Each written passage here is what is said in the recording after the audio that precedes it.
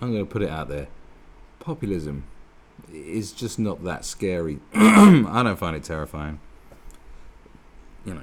Because when will the resistance in Britain to populism properly begin? Populism. Oh, populists. Oh, the populists. It's like they can't make up their mind what to call people no more. Far right, alt right, populists. I guess it's all the same. It's all like, oh, it's all bad. Oh, populism. It's like, oh, come on. Because this goes on to talk about Boris Johnson and Nigel Farage. Okay. Here's a point about Boris Johnson and Nigel Farage. Hasn't it been the thing for a long time, many, many years, that these two people are kind of people you sort of, are ridiculed. They're kind of ludicrous people, isn't it? Isn't it always the case that we're sort of mocking them? Boris the bumbling idiot, and Farage, just this gurning twat that just hates the EU. Isn't that the case? Because I think a fascinating thing. This is what I found fascinating. You see, constantly you have these figures right now who they say represent populism or far right ideals or whatever it is, and they're constantly ridiculed. Say that from your Donald Trump to Johnson and Farage and so on and so forth, and they're constantly mocked and ridiculed. But at the same time, after being constantly mocked and ridiculed by certain factions, we're also supposed to fear them. Apparently we're supposed to be scared as well. How can you be scared of something that is ludicrous and amusing? See, it worked when the Nazis were around. They were terrifying. Trust me, I heard all about it. I've read some stuff. Apparently they're real scary motherfuckers. But later on, after years and years later, great things happened where you had someone like Mel Brooks in The Producers which really hard-fisted mocked Nazism. Springtime for Hitler, all that stuff. It's just mocking the Nazi ideology for just being ludicrous, because it's ludicrous. Because to us now, or to most sane people, you go, that's fucking ludicrous. Because think about it, if someone walked up to you, right? Definitely someone came up to me, or someone you knew, and said, so what's your ambitions? We're like, well, I'm going to exterminate the Jewish race to cleanse the earth. What? The first thing I do is just burst out and go, what the fuck did you just say? That's mental. What's wrong with you? Oh, you serious? What? Well, that's even crazier. That's a joke. That's funny, but that's a serious thing. That's insane. Because it's ludicrous. It's fucking ludicrous now when we think about it. Like, that is such a ludicrous, for someone to be in power and go like, oh, this is going to solve do you know what? Do you know how we're going to solve all our problems? Oh, how's that, Mr. Hitler? Well, it's all them lot's fault. It's nothing to do with us. It's them. It's them. So if we kill all them, everything's going to be fucking sweet. Oh, is it? Oh, such a good idea. What a ludicrous way of thinking. You wouldn't hear that kind of thing going on now, would you? Anyway, so there is that years later you can mock something because it just seems ludicrous. But they did mock Hitler. Hitler only got one ball, blah blah blah blah. But it's generally terrifying. But the media says these people are cartoon buffoons. But apparently they're cartoon buffoons who aren't fit for the job. And then the next minute, they're calculated masterminds of evil. Basically, it's like, all right, well, which is it? Because I just see them as just silly people half the time. I think Boris Johnson as Prime Minister would be hilarious. It's about the best option you got. Why is the best option? Because you just think, what? Boris Johnson's actually Prime Minister. That's what it'd be every day. You wake up and go, oh my God, he's actually Prime Minister. That's fucking crazy. What's he going to do today? It's going to be something stupid, I'm sure. Because why not? Why not sit back and laugh at the whole thing? Because it's all a nonsense anyway. If someone comes into government doesn't mean that the government changes that much. All the government departments are still there. It's not like one guy comes in and all the government departments suddenly change and they put in their own. All the government departments are still there. all the nonsense peddlers, that's what I call it. They're all still there. It's just a new team comes in that runs it all. And some of them will decide to give less money to those departments and so on and so forth. Blah, blah, blah, blah, blah. It's the same fucking people there. You know what I'm saying?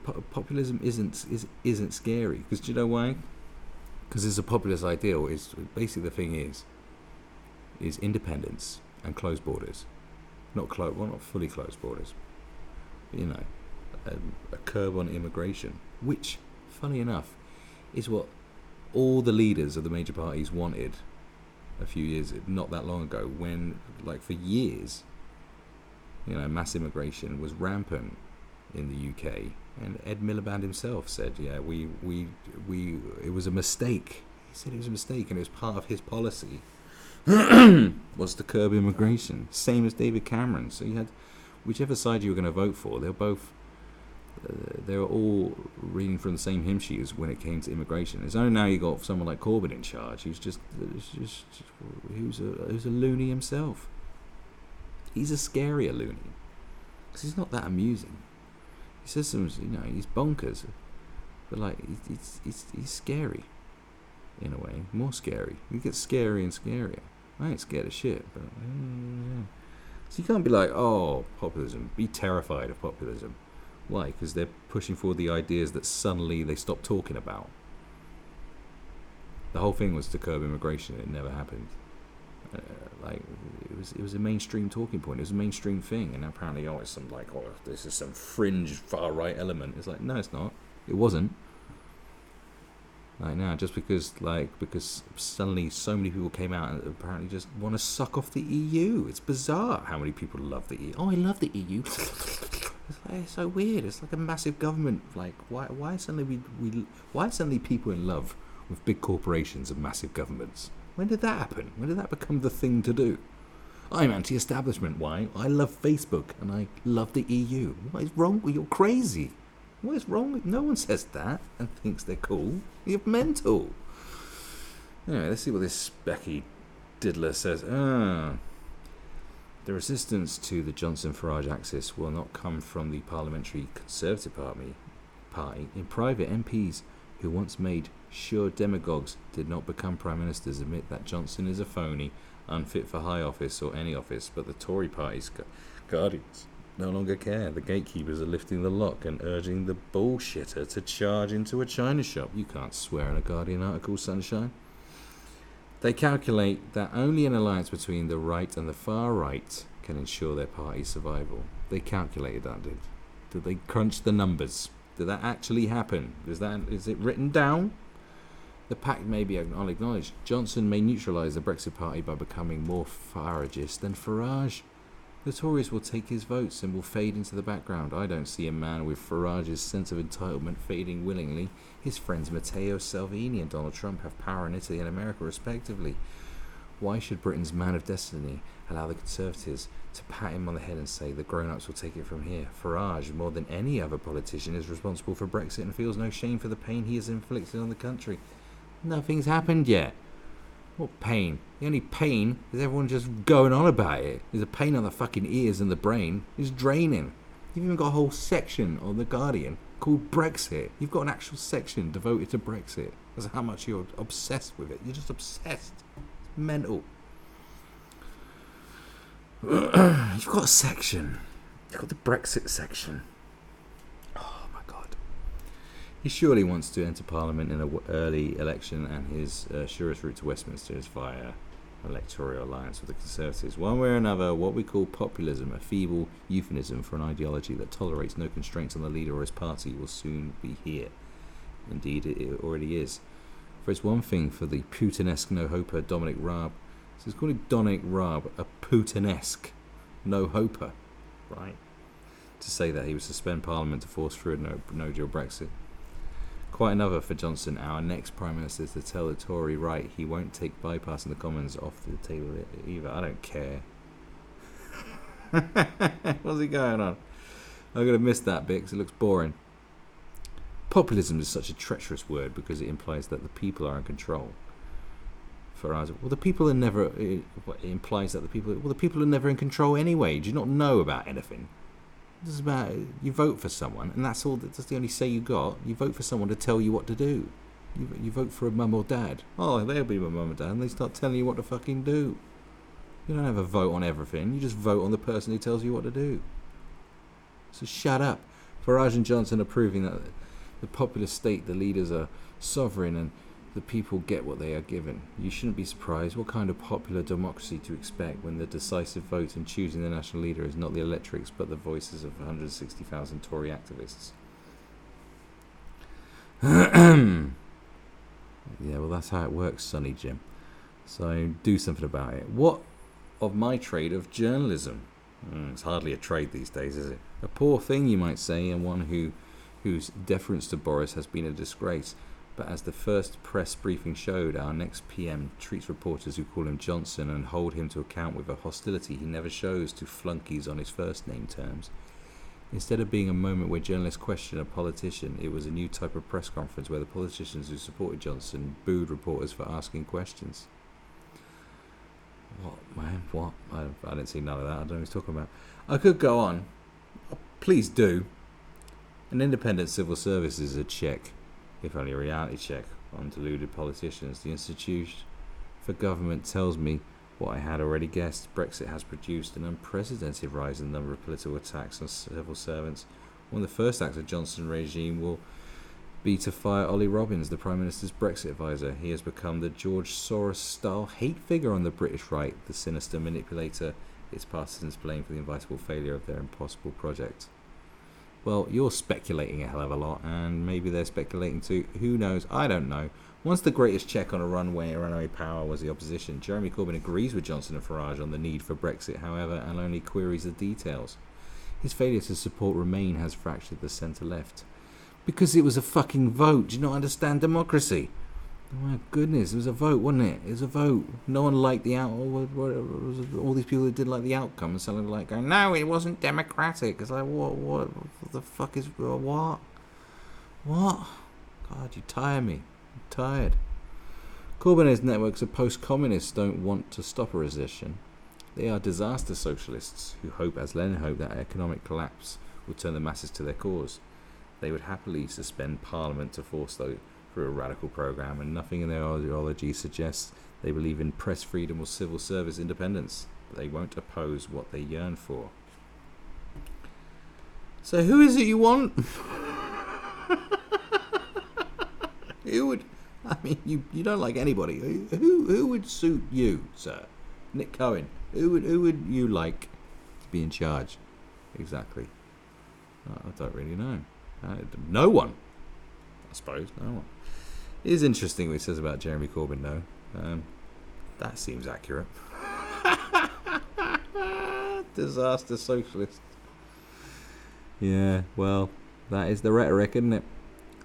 Opposition must now be as much without as within Parliament. I am heartened to see that the next pro-European march on the 20th of July, oh please, can we have another pro-European march? That'd be great, wouldn't it? Will be the start of a full-throated defence of EU membership rather than a process argument about the need for a second referendum. Protests on the streets will not occur in isolation. If any government risks no deal, the financial markets will go wild and employers will warn staff about their jobs. MPs may act independently and reconvene away from a shuttered Westminster. It will be the greatest economic, social and political crisis of our lifetime. You talk about like Corbyn being a disaster, like what they're hoping for a recession. You talk about doom-monger. Talk about spreading doom. I mean, fucking hell. I mean, do you want to spread any more fear right now? Are we scared enough yet? Have you scared? All right, are you done, Stephen King, scaring us with your words? Whenever you talk about the far right or left, or make comparisons with Putinism and fascism, is Putinism even a thing? You are told it can't happen here. Don't be hysterical, old chap. Johnson is a joke, Farage a pub bore, and Corbyn is a passive-aggressive crank. They can't hurt us. The critics don't realise it has never happened here before because enough hysterical citizens have stamped on it early and hard. We are late in the day this time round, and the moment to start stamping is now. Is it really? Maybe he's right about that, maybe he's wrong. We should have stamped it out a few years ago. What? You... Maybe... Do you know what? I don't give a shit. I just don't care anymore. I don't care. Just leave the EU and just they said it was going to be Brexit, and just do it, because that's what apparently was supposed to happen. So just let that happen, innit? Everyone's bored. Like there's nothing worse than being bored. If Brexit is a disaster, then at least it won't be boring. Unlike the in-between bit, the bit when it was they wanted it to happen, and then the bit when it's actually going to happen is the most boring part of history I've ever heard. Right, the most terrifying people in the country are Jeremy Corbyn, Nigel Farage and Boris Johnson. Oh my goodness. Well, I am trembling. I am trembling under the sheets. Populism isn't scary. It's not scary. It ain't scary. I'll tell you what is scary is you.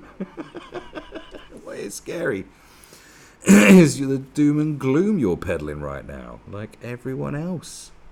Doom and gloom.